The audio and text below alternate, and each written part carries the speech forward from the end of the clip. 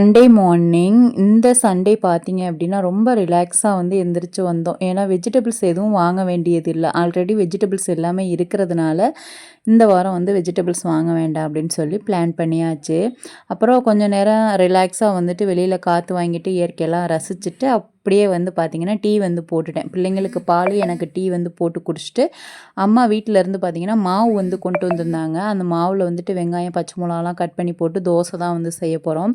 காலையிலைக்கு வந்து சட்னி வந்து ரெடி பண்ணிவிட்டு தோசை வந்து ஊற்றிக்கலாம் அப்படின்னு சொல்லிட்டு, ஆஃப்டர்நூன் வந்து பார்த்திங்க அப்படின்னா ஏதாவது நான்வெஜ் வந்து எடுத்துக்கலாம் அப்படின்னு சொல்லிட்டு, சரி என்ன எடுக்கிறதுன்னு அப்படியே யோசனை பண்ணிகிட்டே தான் வந்து குக் பண்ணிகிட்டே இருந்தேன். அதுக்கப்புறம் பார்த்திங்க அப்படின்னா சட்னியும் வந்துட்டு சைட் பை வந்து ரெடி பண்ணிவிட்டு கொஞ்சம் கிச்சனும் கிளியர் பண்ண வேண்டியது இருந்துச்சு, அதை ரெடி பண்ணேன்.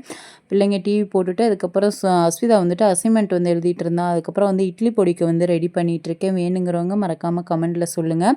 அதுக்கப்புறம் பார்த்திங்க அப்படின்னா ஒரே ஒரு ஆப்பிள் இருந்துச்சு, அதை கட் பண்ணி சாப்பிட்டுட்டு கொஞ்சம் நேரம் மறுபடியும் வந்துட்டு வெளியில் வந்து வந்தாச்சு. அம்மா ஏதோ வந்து கூப்பிட்டாங்க, அதனால் வெளியில் வந்து பார்த்துட்டு அதுக்கப்புறம் பார்த்திங்க அப்படின்னா காலையிலேக்கு வந்து தோசை, சட்னி, அதுக்கப்புறம் அண்ணா வந்து கடையில் வடை வாங்கிட்டு வந்தாங்களா, அதை வச்சு காலையில் டிஃபன் வந்து முடிச்சிட்டோம். அப்புறம் தான் எனக்கு திடீர்னு தோணுச்சு, சரி இன்றைக்கி நான்வெஜ் வந்து வேறு ஏதாவது வந்து எடுக்கலாமே அப்படின்னு சொல்லிட்டு யோசிச்சுட்டே இருக்கும்போது கூகுளில் வந்து பார்த்திங்க அப்படின்னா ராபிட் ஃபார்ம் வந்து எங்கே இருக்குதுன்னு சர்ச் பண்ணி பார்த்ததில்ல, எங்கள் ஊருக்கும் பக்கத்தில் வந்து இருக்குது அப்படின்னு சொல்லி காட்டுச்சு. சரி அப்படின்னு சொல்லிட்டு இன்றைக்கி முயல் கறி வாங்கிடலாம் அப்படின்னு சொல்லிட்டு அது வந்து வாங்குறதுக்கு அண்ணாவை வந்து அனுப்பியாச்சு. நாங்கள் தோசை வச்சு காலையில் சாப்பிட்டோம். இது வந்து பார்த்தீங்க அப்படின்னா சுவஸ்ரீ வரைஞ்ச ட்ராயிங் எப்படி இருக்குன்னு மறக்காமல் கமெண்ட்டில் சொல்லுங்கள்.